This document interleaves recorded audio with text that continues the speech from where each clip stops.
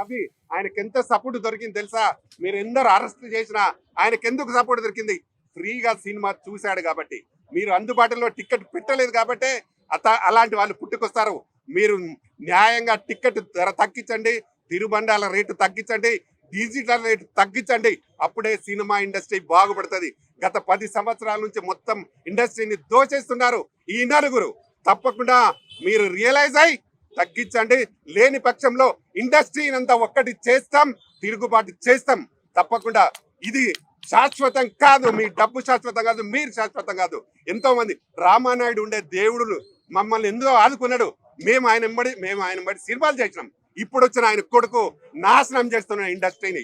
నువ్వు ఇవాళ film chamber president గా ఉన్నావు, తెలుగు ఫిలిం ఛాంబర్ ప్రెసిడెంట్. ఎలా రేట్లు ఎక్కువ తీసుకుంటావు, డబ్బులు ఎక్కువ ఎందుకు తీసుకుంటావు? నువ్వు ఒక ప్రజల మన ఇండస్ట్రీని న్యాయం చేయడం కోసం ప్రెసిడెంట్ అయినావు.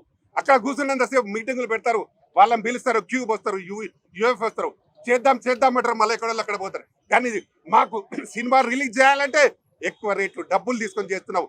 ఈ రోజు నుంచే మీరు డిజిటల్ రేట్లు తగ్గించండి పూర్తిగా. ఎందుకంటే 12 సంవత్సరాలు అయిపోయింది, మీరు 7 సంవత్సరాల వరకే తీసుకుంటా అన్నారు. దీన్ని మాలాంటి హీరోలు, మా కిరణ్ లాంటి హీరోలు, మా సిరాజ్ లాంటి హీరోలు ఎలా పైకి వస్తారు, ఎప్పుడు ముందుకొస్తారు?